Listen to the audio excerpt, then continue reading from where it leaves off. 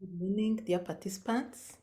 I am UWIHANGANA Consolee, a PhD student in the Department of Social Work at the University of Gothenburg, Sweden, and also assistant lecturer and researcher in the Department of Social Sciences at the University of Rwanda.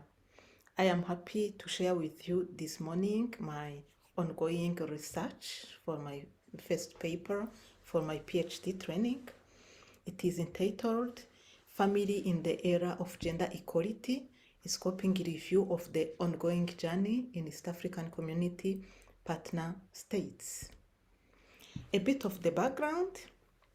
You already know that the East African community was established by the treaty signed on November 30th, 1999 and entered into force on July 7th, 2000. The contracting parties at the very beginning were the Republic of Uganda, the Republic of Kenya, and the United Republic of Tanzania. Then after, the Republic of Rwanda, the Republic of Burundi, and the Republic of South Sudan joined respectively. One of the objectives of the community is to widen and deepen cooperation among the partner states in political, economic, social, and cultural fields, research, and technology, as it is enshrined in Article 5, Paragraph 1 of the treaty. Then, in Article 6.d, gender equality is emphasized on as one of the principles.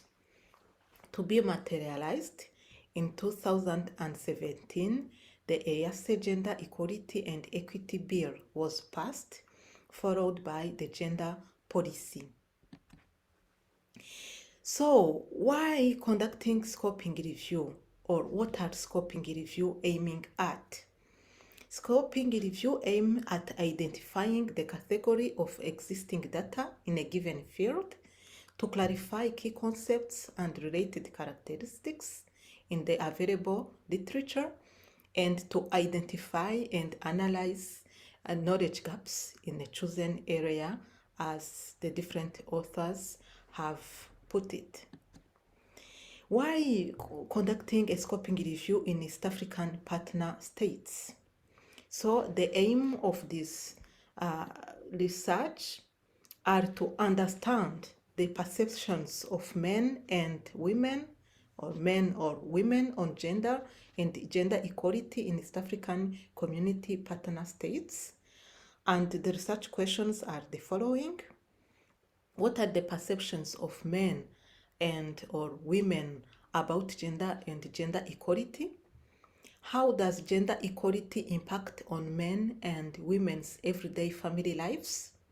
So, the aim or the guiding motivation is to learn about how the family is impacted by gender equality and gender policies, or how the family can impact gender policy or gender equality promotion in East African community partner states. What is the existing knowledge, or what are the gaps on this? The methodology that I am following, which is the scoping review process itself. First of all, I started by identifying key research words. Then I used the SPICE and SPIDER tools of research, which help to respond to some important questions of research. Where do I conduct the research? For whom? What is the intervention? And what do I want to compare in my research? With what results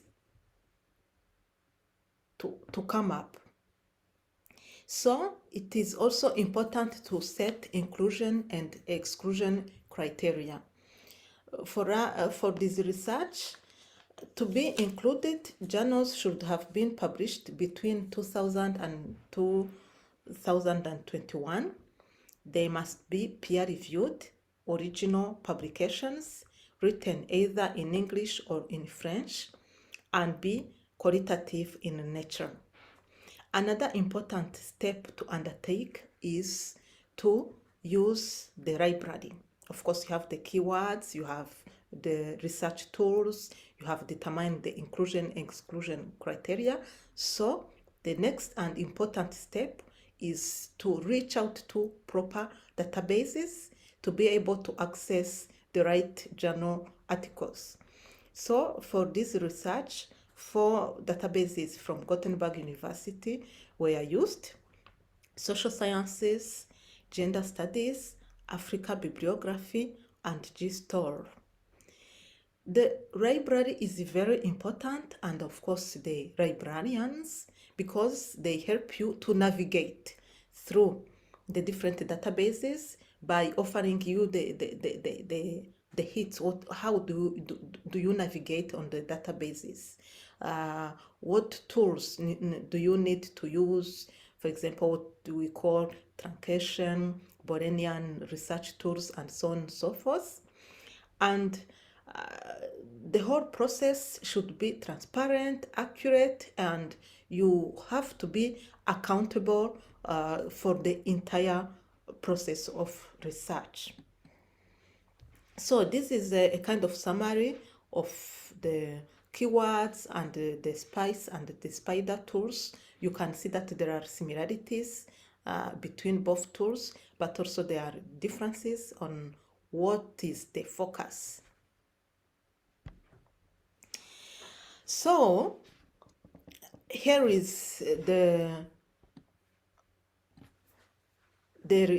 results of the research process, what we call the flow chart, how the process was carried out up to now. So there are 4 important steps.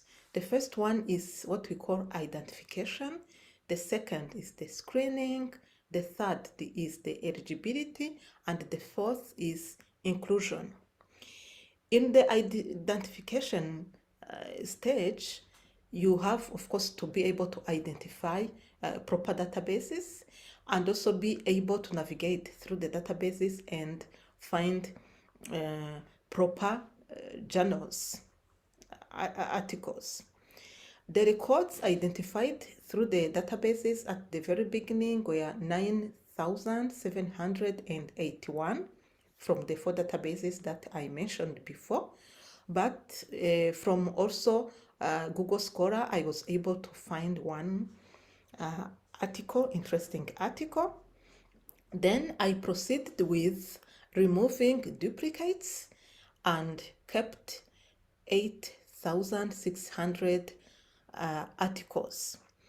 So on that stage, I read the articles, titles, and was removing or deleting what was not falling under my research, to the point that I was able to have 115 articles or records to be screened. At this stage, I screened through reading the title and the abstract. From this, I was able to see or to keep what was peer-reviewed and published academic articles. 21 records were excluded because they were not academic articles. Some were reports, of course, interesting reports by international NGOs or other organs. To the point that I remained with 94 articles that were assessed fully for eligibility. At this stage, with my supervisor, we have set a checklist, of course, with the inclusion and exclusion criteria, as I mentioned before. And it had different columns where we should write if the journal is included, excluded, you're not sure, and comments. The journals were given a number that were corresponding to their number on the checklist, and also where the number should be corresponding to a table of all articles that we have assessed for eligibility. So numbering the different journals and the different activities that we were carrying out was easing the process. And throughout assessing the full text, I was reading on my side while the supervisor was reading on her side also, and we were filling in the checklist. And because the checklist is online, we are able to see one another's comments and inclusion or exclusion of an article and why. So it was a collaborative work, and we came up with 9 articles to be included in the research. So this is the step on which I am right now. So I will have to read systematically the 9 articles and structure my own article to be published very soon. So you may be wondering what is next, or what I have learned through this process. So I was able to see the existing publications and the knowledge gaps as far as my area of interest or my topic is concerned. So I am like questioning myself, what will be my contribution to the existing knowledge, and what will be my contribution to bridge the gaps that I have so far noticed. The findings are not yet available. At the end of the analysis exercise, I will be able to respond to those questions. And of course, I will be able to share with you the findings when we meet again next year for the presentation in a conference like this. Thank you very much for your kind attention, and your feedback is most welcome.